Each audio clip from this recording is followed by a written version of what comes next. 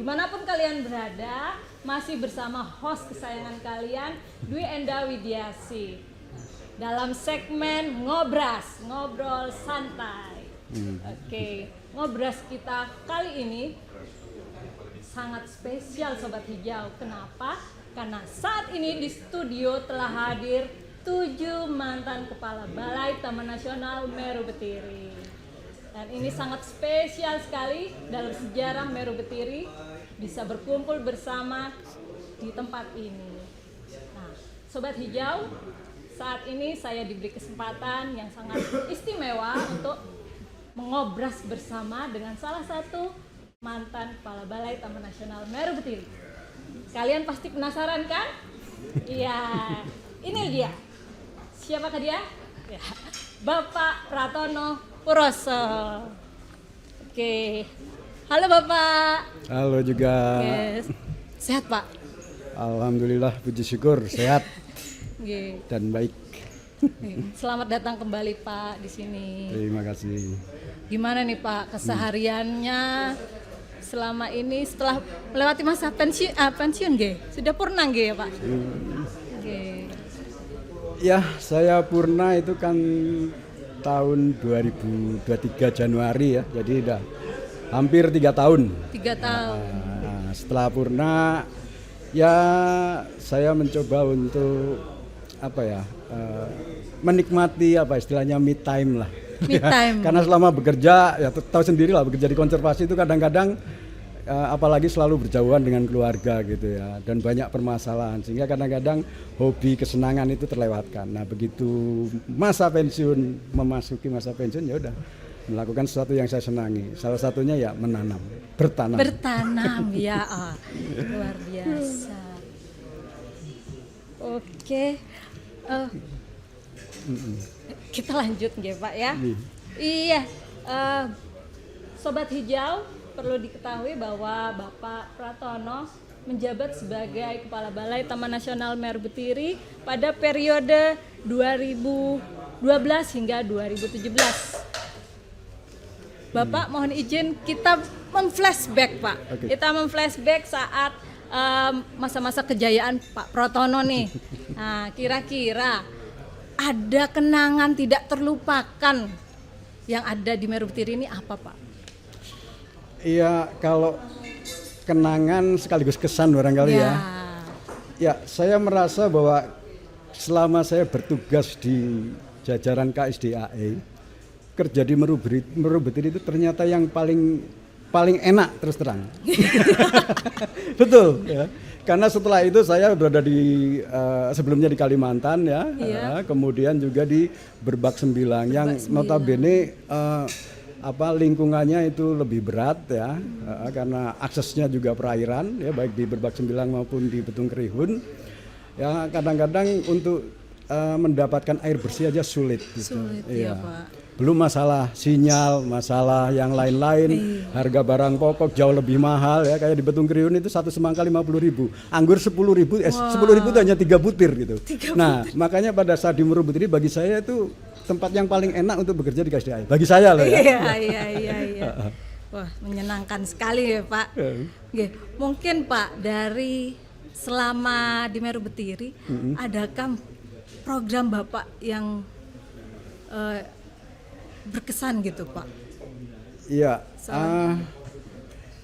Saya menggantikan Pak Bambang ya. Jadi ya selama bertugas tentunya saya melanjutkan apa yang dilakukan Pak Bambang gitu ya. Di bidang 3P ya, 3 pilar itu untuk perlindungan ya, pengamanan.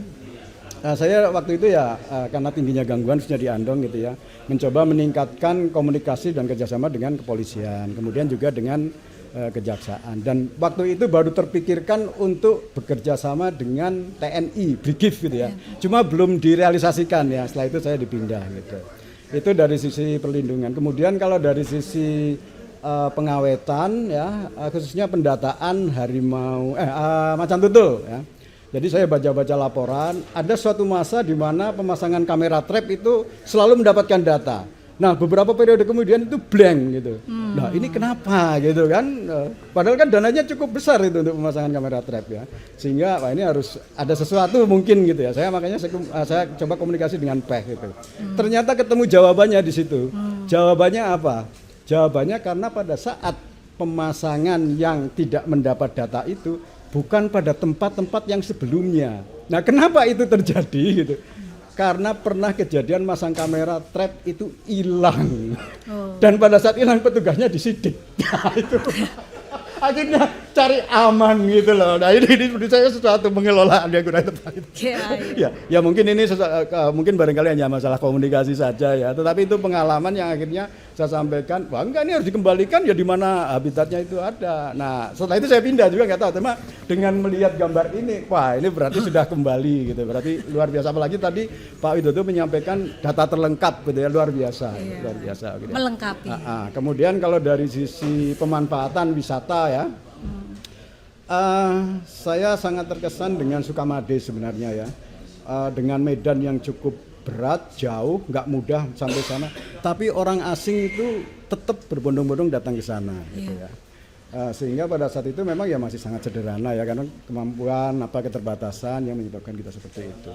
Hanya pada saat itu saya mencoba untuk membentuk kelembagaan internal ya, artinya bahwa wisata itu bisa terkelola lebih baik. Nah pada saat itu kebetulan kita bisa merekrut Pak Jun gitu ya, yang dia juga bahasa Inggrisnya bagus kan.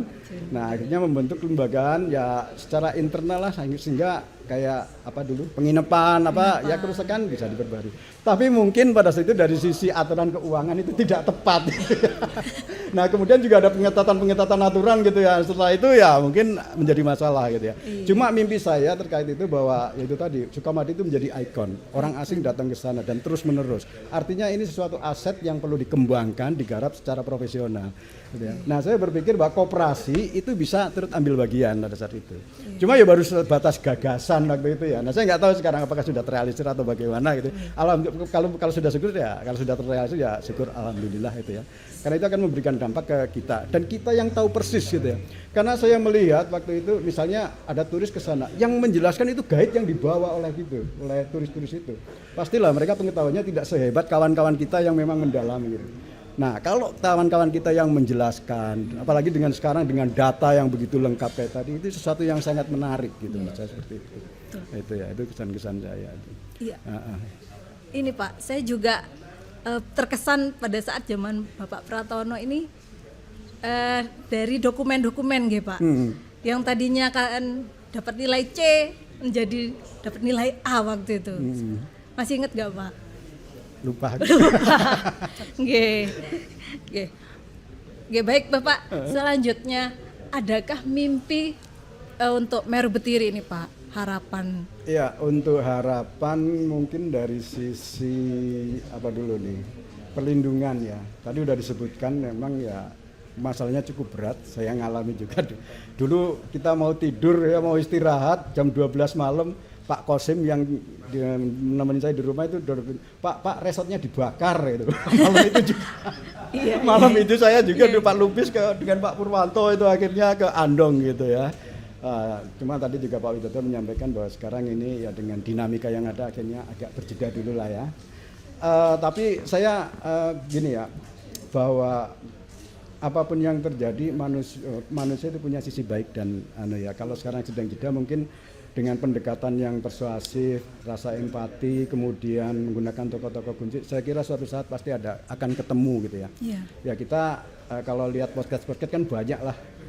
Orang yang dulu begitu negatif akhirnya bisa menjadi positif dan akhirnya mendukung suatu kegiatan yang memang baik gitu ya. Mungkin kalau dari segi pengamanan mungkin di situ ya, mungkin ya kita tetap berkomunikasi gitu ya, menggunakan tokoh-tokoh kunci yang akhirnya nanti suatu saat kalau saya punya keyakinan kalau akan ada perubahan. Nah, kemudian kalau dari sisi wisata mungkin ya, dari sisi wisata yaitu saya nggak tahu Pak Widodo ya, tadi belum diulas masalah itu di wisata.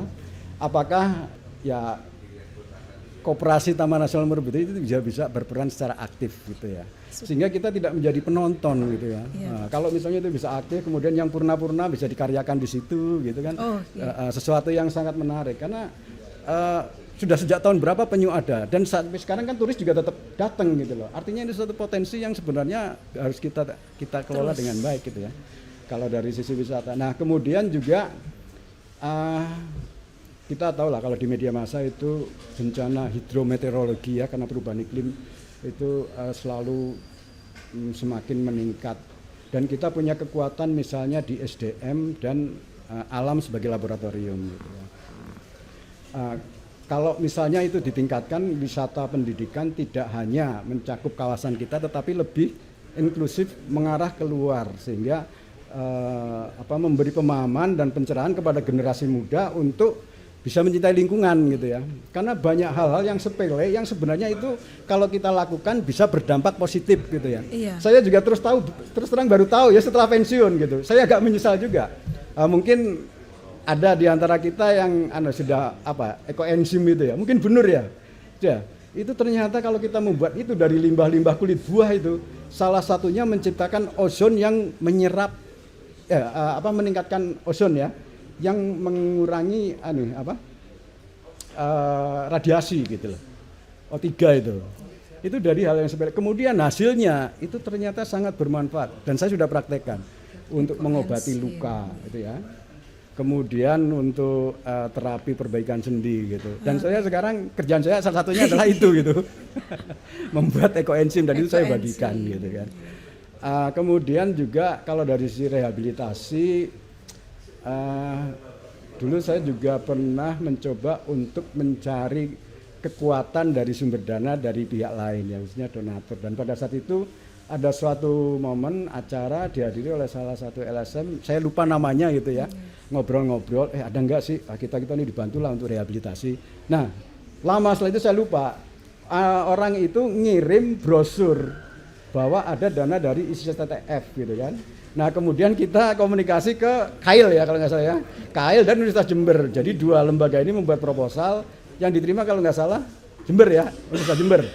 Dan itu dapat bantuan untuk diaplikasikan di Medubetiri ya.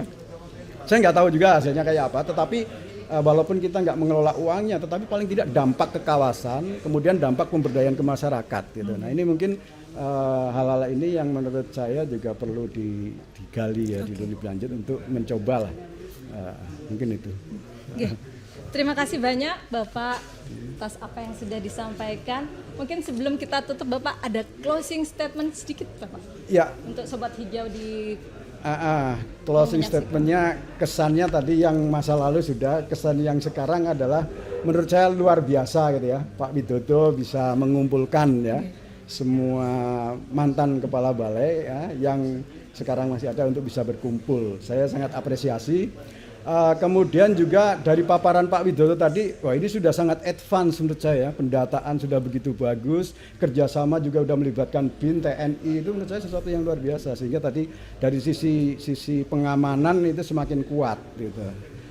Kemudian tadi juga saya sudah menyebutkan bahwa kerja di TN Medubetiri itu bagi saya yang paling enak itu ya, terus terang. Siap. Daripada di Berbak Sembilang atau Betung Kerihun atau mungkin luar Jawa yang lainnya gitu ya. Nah oleh karena itu ya monggo kita sebagai rasa syukur kita bekerja dengan baik, membangun teamwork yang kuat ya, pimpinan didukung, perlu masukan ya, beri masukan gitu. Mungkin itu ya, kalau dari sisi untuk meningkatkan motivasinya. Siap. Itu. Oke, terima kasih Bapak atas waktu dan kehadirannya di sini. Sangat senang sekali saya bisa berjumpa kembali dengan Bapak Pratono di sini. Oke, Sobat Hijau dimanapun kalian berada, sebelum saya tutup ada pantun sedikit. Sitio membeli ketan. Ketan jatuh terkena topan. Ayo kita jaga hutan sebagai warisan untuk masa depan. Saya Dwi Enda Widiasih beserta kru memohon undur diri dan sampai jumpa lagi. Salam lestari.